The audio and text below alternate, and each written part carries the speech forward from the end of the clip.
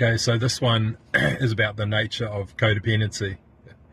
And the reason I'm doing this one is because I think there's still a lot of confusion around codependency, and lots of people who are into self-awareness, or maybe even into artificial intelligence and anything that really requires a deep understanding of human nature, who are very confused about codependency. And it's a common thing, especially in the field of self-awareness, to believe that codependency is some kind of negative thing, and that it's what we're trying to do is get rid of all of our codependencies so that we're purely dependent on ourselves. And at some level this is highly beneficial, but I think there's a lot of confusion around this, and so I just want to bring my perspective into it. So how I would describe it is that it's about understanding what we're consciously and unconsciously codependent with. Because every aspect of life has evolved to meet the unmet needs of some other form of life. It's the very nature of reality, that it's entirely symbiotic. However, every individual component is entirely sovereign. And meaning the authority resides within that being. So for a human being, our authority resides within our body. And so, when we're a child, we, before we've entered into formal contracts and agreements, and, before we understand how to wield our power through delegating authority, all of our authority resides within our body, yet we begin to inadvertently give it away from the moment we're born, because we're entirely vulnerable. A child is entirely vulnerable and cannot survive, let alone thrive, unless it is entirely dependent upon some other form of life, or multiple other forms of life. So for any form of life that is unable to meet its own needs, those needs have to be met by another aspect of nature. And this is what perpetuates this reality that we're in, is that the unmet need of some form of life is not being met, and it spawns evolution, a new form of life with newly encoded DNA to create an entirely new species to meet that unmet need. And as that form of life begins to reach barriers and limitations to its own capacity to thrive, then the same thing happens. It either evolves itself, or it mutates, it splits into some other form of life. So this is the nature of existence. So to say that independence is a desirable thing is utterly ridiculous. It is utterly ridiculous. And so here's the clarity that I want to bring, and that is that your authority resides within your body. Your authority resides within the body. You are sovereign. You are free. You are totally independent. That is the status quo. Now, in a world where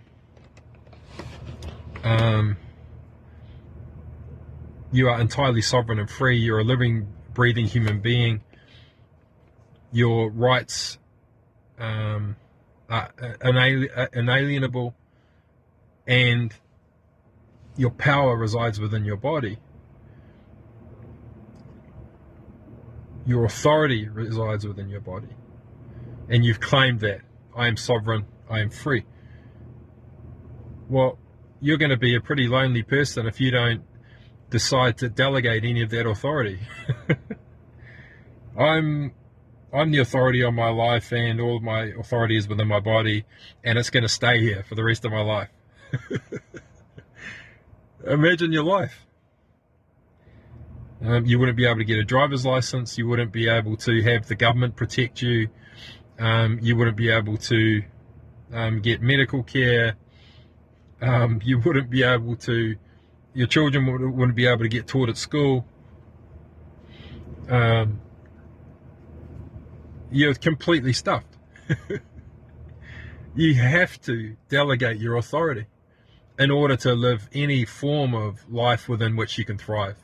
You have to create, so many codependencies. In the same way that the driver licensing bureau is dependent upon drivers of cars to exist, so too do we rely on the driver's licensing bureau. We depend on them to ensure that everyone on the road has adequate skills, and so that we are safe. It's codependent, entirely codependent, but it's conscious. Meanwhile, most people on the path of self-awareness are trying to get rid of all of their codependent relationships, thinking that the ultimate is to be entirely independent. And here's the key to understanding this. What you want to do is you want to understand, you want to look at your life and say, what are the needs that I want to have met, that I can meet by myself, but that I want to have met by other people? And here's a very simple example. In my company, my basic skill set, some basic skills I have are I can create websites, I can do email marketing, I can create images and logos, I can create basic audios and videos. Now, if I was to be independent, I'd do all that stuff myself. But I don't. I want someone else to do it. And so I'm making a conscious decision to be codependent and pay an expert who's a higher authority than me on web development. And so I distribute my authority to that person. The company's mine. The authority to make the decisions within my organization pertaining to the development of the website are mine. However, I'm choosing to delegate that authority, to distribute it to someone else. Now, what that means is I'm not paying them to do things for me and to control them. I'm choosing to delegate the authority to make those decisions on my behalf to another person. They determine the nature of the website. They determine the nature of what goes on it, how it's structured. Now, with delegated authority, they're still aligned with our intention and our purpose, but that's as far as it goes. My intention is to XYZ so that ABC. And because they're the authority, they determine how that comes into being. If I tell them how to do it as well, then I'm taking that authority back. I'm saying that I'm the authority. I'm revoking the authority that I've delegated to them. And that's control. And this is what most people tend to do, I think, from my experience, is they want help, but they're unwilling to delegate the authority. They try to turn people into slaves to do their bidding. I want a website that does XYZ so that ABC, first of all, do this, then do that, then I want you to do this, then do that. That's control. You're taking away the decisions. That is the only reason for delegating authority. We delegate authority which is our free will.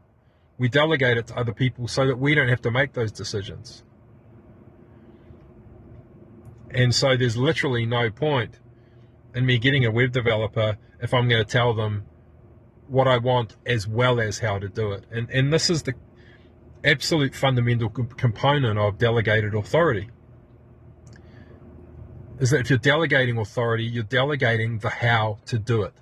You're delegating the decisions that need to be made. You're not paying someone to be your slave and for you to make the decisions for them. And no one in that scenario is enjoying it if you're trying to control them and trying to tell them what to do. If you want to delegate authority, you're delegating the decisions. You're delegating the choices. And you are simply sharing your intention. You're sharing your desires. You're sharing your intent. And that's where you let go and you surrender. So, with codependent relationships, the reason people get so confused about this is because they have the sense that they're giving away their power, but they're doing it inadvertently. And what often happens is people who feel powerless in relationships, they end up inadvertently trading their power in order to get what they want. They're inadvertently giving away authority and delegating authority in inadvertent ways without realizing it. And the most common one is to delegate the authority for being happy to another human being, where we inadvertently make our partner responsible for whether or not we're happy. And that is the most dangerous one I can think of, is when we decide that it's someone else's responsibility other than our own for us to be happy. And so when our partner makes a decision that we don't like, then we feel as though we can hold them responsible for it. We feel as though we can blame them for hurting us. But that is, that's a horrendous scenario, but so many people get entangled in that kind of thing. And so I'll give you another example just to demonstrate the subtlety of this, but how profound it is.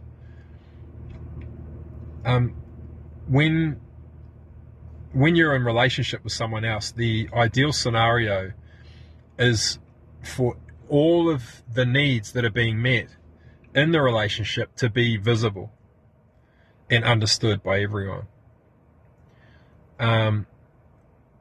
So that it's not about being a service provider and it's not about having to do tasks and providing things for each other. It's about this is who I am, and in this relationship, this is what I want to give to it. This is what I want to bring. First thing is, I love cooking. So if you're happy, I want to be able to do the majority of the cooking and plan the meals.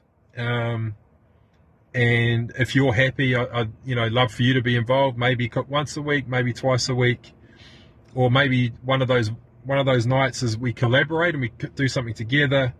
But the status quo is that I would like to be responsible for providing the meals.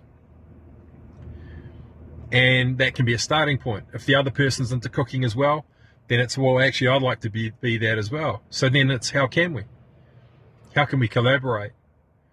And, it could be 1 week on, 1 week off, whatever it may be. But you want to set the status quo together as a collaboration.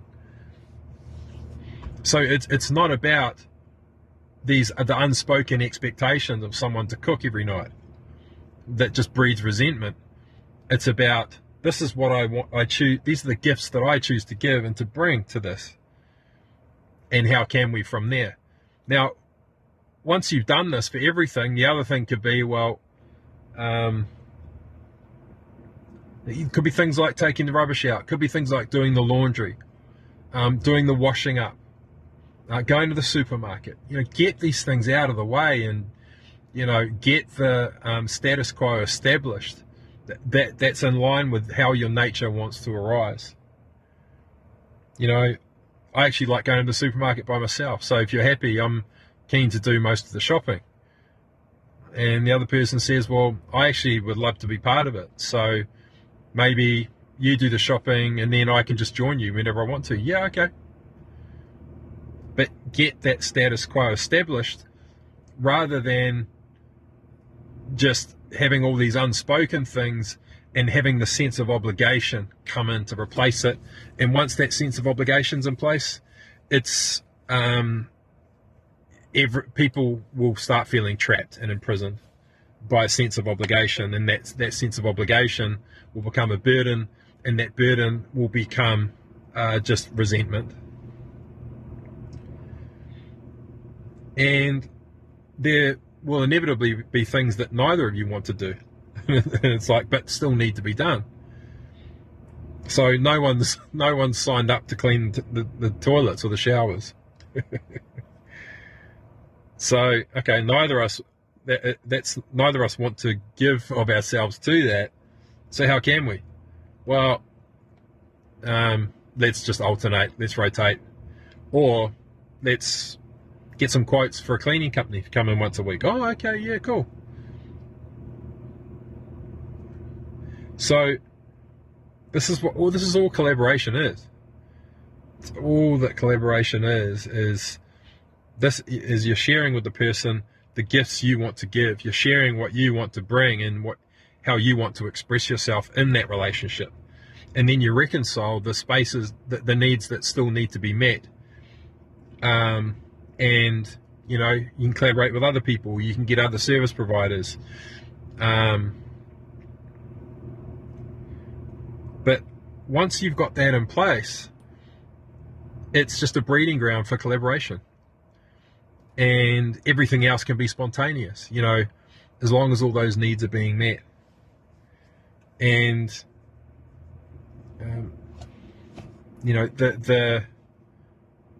the challenge for people who are on the path of self-awareness is that there will be emotional needs that are being met by that relationship. But you cannot hold someone responsible for how you feel emotionally. You can't delegate the authority for how you feel to another human being, because your emotions are inside your body, and how you react to the stimulus from your environment, it arises from within you, and it's not someone else. You can't give that responsibility to another human being, because you might have trauma from held within your DNA from 10 generations ago, and your partner has no idea that things happen and it's triggered a response. You have to own your own emotions. You have to own how you feel, and you cannot expect someone else to have the job of making you feel a specific way, of making you feel loved, of making you feel safe. If you feel unsafe in your relationship, it's not because of something they're not doing. It's because of how you feel in your body, in your skin. Now, if the person that you're with understands that you don't feel safe in a specific way, then they can then go out of their way to do things for you that'll enable you to feel safe. Nonetheless, you cannot hold them responsible. You can make them aware so that they can influence the environment around you so that you do feel safe and protected. But it is not their responsibility. Very, very important. And this is really the nub of codependency, of why it becomes distorted and why people think it's a negative thing, is because people hold other people accountable for how they feel inside. And that is impossible. It is impossible. No human being can be, or ever, can even really significantly influence how you feel inside. They're simply a mirror of what is inside you anyway. But vulnerability, of course, is the key. Just so you know, I often feel unsafe and insecure. These are the scenarios that make me feel like this. It means a lot to me when the person that I'm with can show me X, Y, Z. It means a lot to me to know that,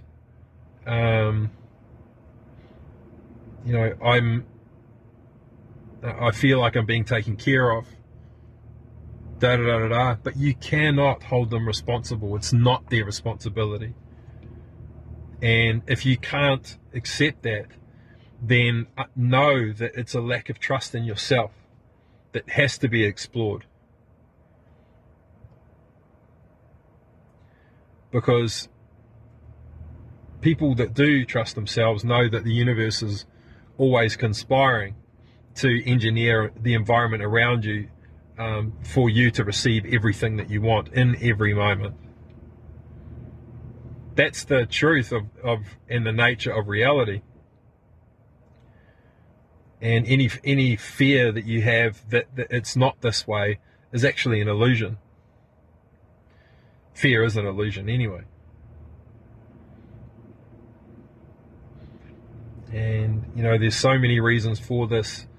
Let's say you're anxious and paranoid, and you feel like people are watching you, or that someone's going to come and take you away, and all of these fears are trying to show you desires that you have. That one, as an example, is trying to show you that you want your body to be taken away by a higher authority, or to be possessed by a higher authority. People who are paranoid are actually resistant to surrendering to the higher mind. So understand that fear is an illusion. It's simply showing you a desire that you cannot see, that you cannot reconcile, and that you're terrified of allowing yourself to be realized.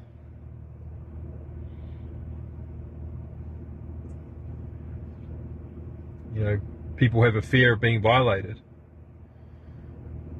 and penetrated by force. However, it's the deepest desire of the soul to be penetrated by the mind being like the sperm, like the virus, the seed of all creation. So everyone has a desire to be violated.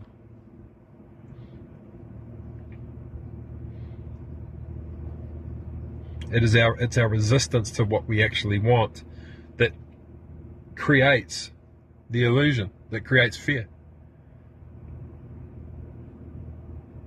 Everything that we are afraid of holds the key to what we want. And so next time you're afraid and you have the presence of mind to go within and ask yourself, what is it that I'm afraid might happen? When you get the answer to that question, the only thing you need to do is ask yourself, where in my life am I not recognizing that this is what I want?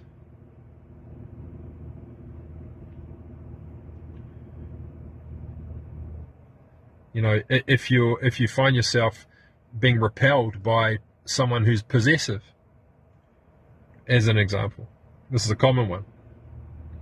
Total resistance to someone being possessive, trying to possess me. So you realize that you ask yourself, where in my life am I not recognizing how I want to be possessed? Where am I not seeing that I want to be possessed? And it will reveal itself to you. Every human being has a desire to be possessed, because there's the nature of the soul to be possessed. To be possessed. Not owned, but possessed. where the responsibility for the protection and the nurturing of a part of your nature is given to a higher authority. All human beings as people on the path of awakening and self-awareness are just frantically trying to free themselves of dependencies and become sovereign and free and independent, not realizing that it's part of nature to delegate authority. If you create a business, you want to give the authority for the success of that business to the highest form of intelligence that there is, to people who are the most capable of it being able to succeed in the world. You want the highest authority in marketing, in management, in accounting. You want to delegate that authority. You want to give your power away to a higher authority. Understand this. Stop resisting it. But make that decision consciously and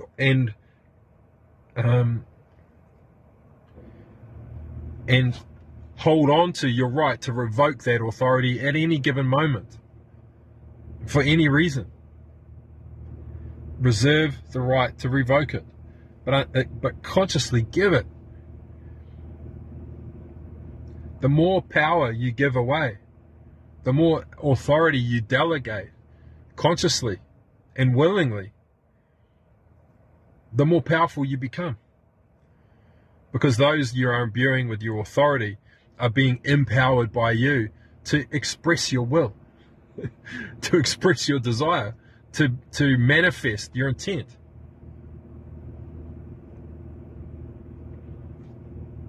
If you're seeking independence in your life, you're stuffed.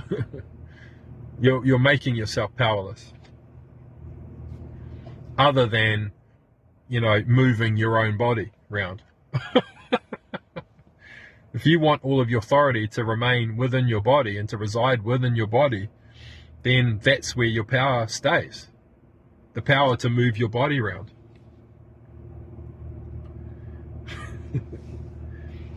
Understand, when you're handing over a $20 note to a cashier in exchange for goods or services, you're giving away your power. You want to give away your power. It's a desire. And the universe will, it'll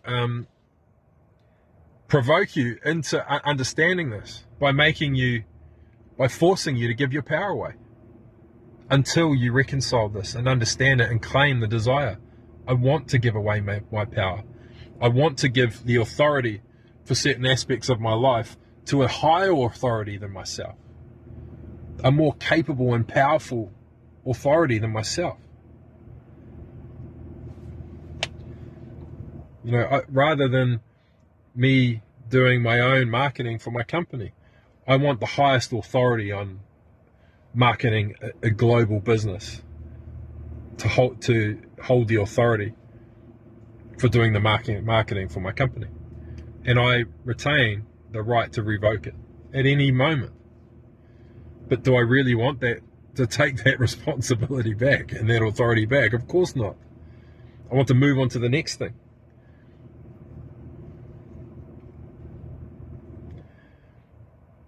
So, underpinning this is self-trust like you wouldn't believe. And when you begin this process of delegating authority to experts and entrusting them with making decisions on your behalf, you'll likely go through a dark night of the soul. Not an intense, well, it could be intense, but this level of letting go will throw up your deepest fears pertaining to trust, pertaining to authority, pertaining to being violated, pertaining to being seen, pertaining to feeling vulnerable, even sensations of cataclysmic events paranoia, everything you've worked on being taken away from you. It will throw up everything you're holding in resistance to giving your power away willingly. But once you have done it, you will never look back, and you'll be more powerful than you ever could have imagined, because you have people who you've delegated authority to, all doing your bidding, all expressing their nature in order to fulfill your intent. That's true power, is the delegation of authority. This universe, if you consider the mind that contains this entire universe and that is aware that it is the entire universe, every cell is authority that has been delegated. Every time a cell splits, that's authority being delegated. And so the reason that the universe itself is so powerful is because of how much authority has been delegated over and over and over and over. And every authority that has been delegated with authority is given the authority to delegate its own authority. And that is the essence of thriving. And that is true power. So I'll leave it there. That's it for the nature of codependency. Talk soon.